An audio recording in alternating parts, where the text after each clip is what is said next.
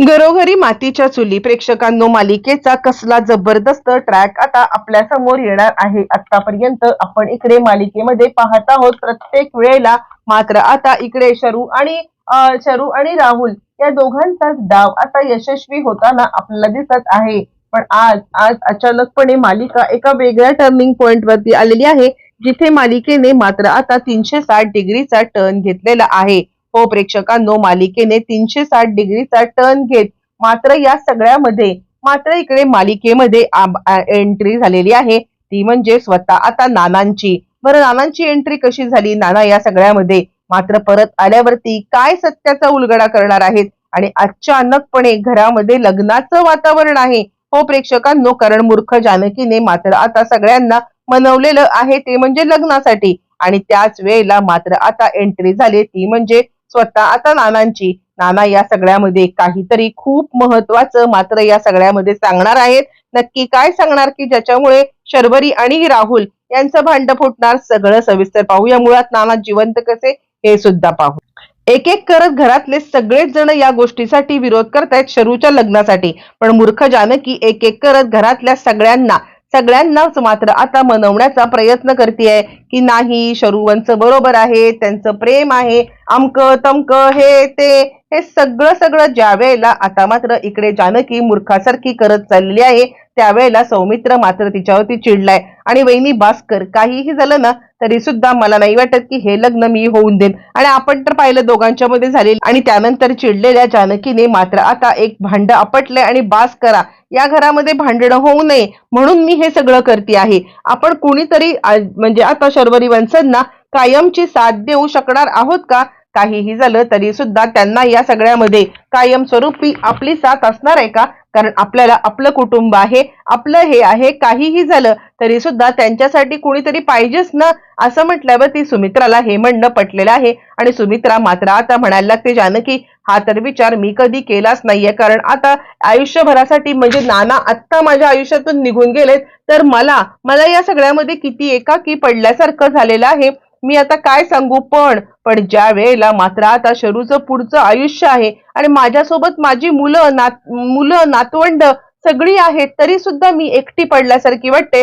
शरूच्या तर आयुष्यामध्ये कुणीच नाहीये आणि या सगळ्यामध्ये मात्र आता शर्वरी एकटी पडत चाललेली आहे। आणि असं असताना मला नाही वाटत की तिने आता तिचं आयुष्य एकटीने काढावं। जानकी, जो विचार तू आता करत आहेस तो विचार या सगळ्यामध्ये मी कधीच केला नाही, खरंच माझं चुकलं। म्हणजे माझी मुलगी असून सुद्धा तिच्याबद्दल तू हा विचार करतेस, यापेक्षा जास्त मी काय बोलू, असं म्हणत मात्र आता इकडे सांगायला लागते ती म्हणजे सुमित्रा की काहीही झालं तरी आता मला जानकीचं म्हणणं इकडे पटलेलं आहे, मी जानकीच्या मात्र आता पाठीशी उभी आहे।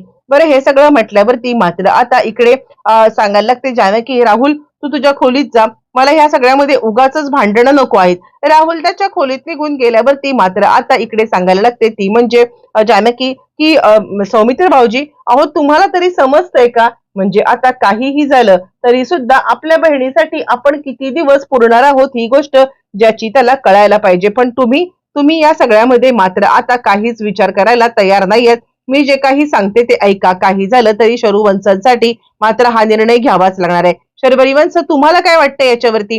असं म्हणत जानकी शर्वरीला काही विचारणार, पण शर्वरी मात्र आता नाटकच करत चाललेली आहे आणि नाटकच करत आता तिला या सगळ्यामध्ये मोठा आगाऊगिरी करायची आणि शर्वरी गेलेली आहे आतमध्ये रागारागामध्ये गेल्यावरती मात्र आता शर्वरी या सगळ्यामध्ये दार लावून घेते आणि उगाचच ऍक्टिंग करायला लागते। आणि त्यावरती मात्र आता जानकी आणि सगळेच जण घाबरलेत। शरूवंश असं म्हणत मात्र आता सगळ्यांनी शर्वरीला मात्र आता विचारत आहेत। पण त्यावेळेला शर्वरी मात्र आत गेले आणि आत जाऊन ती आता दार बंद करून घेते। दार बंद करून आतमध्ये फक्त ऍक्टिंग करते, दुसरं काहीच नाहीये आणि सगळेच जण घाबरलेले आहेत। उगाचच मात्र आता सगळ्यांना धक्का बसलाय, काय झालं असेल शरूला, काय झालं असेल शरूला, शरू शरू असं म्हणत सगळ्यांनी एकच धिंगाणा घातलेला आहे। आणि त्याच वेळेला मात्र आता सुमित्रा म्हणते, सौमित्र जर काही तिच्या जीवाचं बरं वाईट झालं ना, तर मात्र मी या सगळ्यामध्ये तुला आता सोडणार नाहीये। असं म्हटल्यावरती मात्र आता सौमित्र म्हणतो, आई काय बोलतेस तू, मी काय केलंय? यावरती जानकी म्हणते, बाद झालं, आता मात्र ही आपसामध्ये करण्याची वेळ नाहीये। मी जे काही सांगते ते ऐका. मुळातच शर्वरी वंशना आत्ता सगळं याच्यातून बाहेर काढणं हे आपल्यासाठी गरजेचं आहे, असं म्हणत जानकी मात्र आता दार उघडायला सांगत आहे. पण इकडे शर्वरी नाटक करत दार मात्र गच्च बंद करून घेते आणि या सगळ्यामध्ये दार बंद करून आता बसलेली आहे. बरं, हे सगळं होत असताना मात्र आता शर्वरी आतमध्ये आहे आणि त्याच वेळेला जानकी दार वाजवत आहे. शरुवंश, शरुवंश, शरुवंश असं म्हणत असताना शर्वरी या सगळ्यामध्ये मात्र आता दार उघडत नाहीये, दार तोडलं जातं. ऋषिकेश मात्र आता दार तोडून आत येतो. आतलं दृश्य पाहिल्यावरती सगळ्यांना धक्का बसतो. शर्वरी मात्र आता हातामध्ये जे काही दोरी घेऊन बसलेली असते त्यामुळे सगळेच जण घाबरलेत. जानकी सांगायला लागते, वेळ लागले का तुम्हाला? काय हे सगळं? इतकी तुमच्यावरती प्रेम करणारी माणसं असताना तुम्ही असं का बघताय? आणि त्यावरती ती म्हणते, वहिनी मला माहितीये तुमचं सगळ्यांचं माझ्यावरती प्रेम आहे, पण मी जर का तुम्हाला या सगळ्यामध्ये अडचण होत असेल किंवा माझ्यामुळे जर का आता तुम्हाला त्रास होत असेल तर मी कशासाठी हे सगळं करू? ते काही नाहीये. मला आता या सगळ्यामध्ये जिवंत राहण्याचा खरंच काही अधिकार आहे असं मला वाटत नाहीये. माझ्यामुळे इकडे आता विक्रांत गेला, माझ्यामुळे आता मात्र त्रास होतोय तो म्हणजे राहुलला. आणि असं असताना मी आता स्वतः जिवंत राहून काय करू? काही गरज नाहीये असं म्हणत ती आता स्वतःला संपवण्याचं उगाचच नाटक करत आहे. बाकी कोणाला कळत नसलं तरी हुशार ऐश्वर्याला मात्र आता या सगळ्या गोष्टी एकदम स्पष्टपणे जाणवत आहेत. आणि त्यानंतर मात्र आता इकडे सगळे सौमित्रवरती ओरडायला लागलेले आहेत. सौमित्रला मात्र आता इकडे सांगायला लागते, ती म्हणजे सुमित्रा. सौमित्र, बघितलंस ना काय झालं ते? तुझ्या एका निर्णयामुळे हा सगळा निर्णय म्हणजे तुझ्या एका वागण्यामुळे हे सगळं घडलेलं आहे. ते काही नाहीये. काहीही झालं तरी सुद्धा आता मात्र हे लग्न करून दिल्याशिवाय मला चैन पडणार नाहीये. आणि त्यावरती सौमित्र म्हणतो, ही हिचं नाटक आहे, तुम्हाला कुणालाच कळत नाही. पहिल्यांदा मला आता ऐश्वर्यावरती विश्वास बसलेला आहे, कारण काहीही झालं तरी सुद्धा ऐश्वर्या जे काही बोलतेय ना तेच बरोबर आहे. तुम्हाला सगळ्यांना पटत नाहीये. मी कधीही याच्या आधी ऐश्वर्याची साथ दिली नव्हती, पण आज मात्र मला आता बोलावं लागतंय की हो ऐश्वर्या, तू बरोबर आहेस. बाकी कुणी तुझी साथ देवो न देवो, मी तुझ्या सोबत आहे काहीही झालं तरी. ऐश्वर्या सांगायला लागते, सौमित्र तेच तर मी या लोकांना सांगण्याचा प्रयत्न करते, पण कुणीही माझं काहीच ऐकत नाहीये. आणि तितक्यात राहुल आलेला आहे बॅग वगैरे घेऊन. मी आत्ताच्या आत्ता निघून जातोय. माझ्यामुळे या घरामध्ये जर का आता भांडणं होत असतील तर मात्र या सगळ्यामध्ये मला आता म्हणजे खरं तर भांडणं होऊ द्यायची नाहीयेत. आणि म्हणूनच मी या सगळ्यामध्ये निघून चाललेलो आहे असं म्हणत बॅगा भरून तो आता जाण्याचं नाटक करतोय. आणि त्यावरती मात्र आता लगेच सांगायला लागते, ती म्हणजे जानकी, हे बघा तुम्ही आत्ता असं करू नका, कुठेही जायचं कारण नाहीये. मी आहे ना, मी या सगळ्यामध्ये तुमच्या पाठीशी खंबीरपणे उभी आहे. मूर्ख जानकीला तर आता कळतच नाहीये की या सगळ्यामध्ये आता कुणाच्या पाठीशी उभं राहावं, काय उभं राहावं.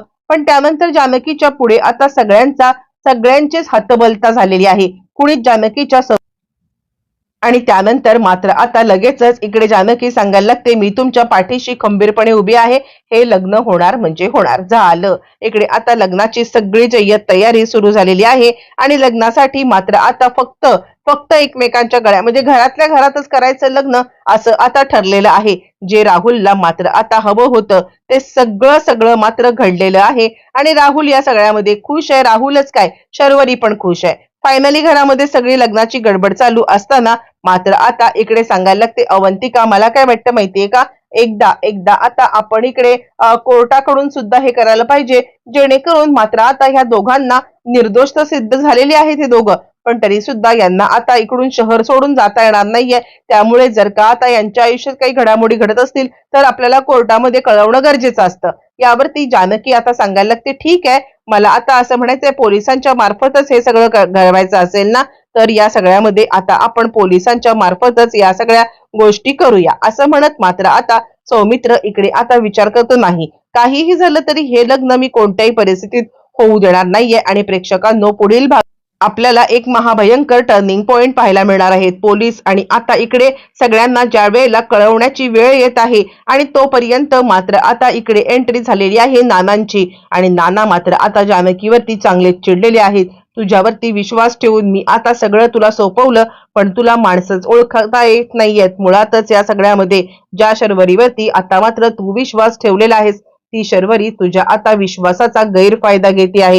ही गोष्ट तुला कधी कळली नाही, कळणार नाही. आणि आता हे सगळं मी थांबवायला आलोय, कारण आता जी शर्वरी सांगते आहे की मला मारणारा राहुल होता, मला मारणारा विक्रांत होता, तो विक्रांत नाहीये, मला मारणारी शर्वरी आणि राहुल आहे. एका झटक्यात नानांनी मात्र आता सगळ्या गोष्टींचे खुलासे केलेत आणि एका झटक्यात मालिकेचा टर्निंग पॉइंट आलेला आहे.